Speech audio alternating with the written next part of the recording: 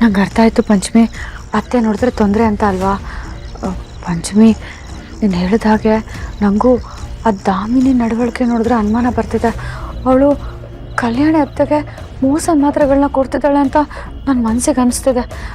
ಅದಕ್ಕೆ ಆ ಮಾತ್ರೆಗಳು ಯಾವ್ಯಾವುದು ಅಂತ ನೋಡ್ಕೊಂಡು ಹೋಗೋದಕ್ಕೆ ಬಂದೆ. ಆ ದಾಮಿನಿ ಎಲ್ಲಿದ್ದಾಳೆ? ಹೌದಾ?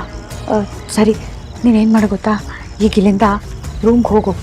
ಮಾತ್ರೆ ಕೊಟ್ಟು ಅತ್ತೆ ಮಲ್ಗಾದ್ಮೇಲೆ ಆ ಮಾತ್ರೆ ಡಬ್ಬನ ಎತ್ಕೊಂಡು ಬಾ. ನಾನು ಇಲ್ಲೇ ಇರ್ತೀನಿ.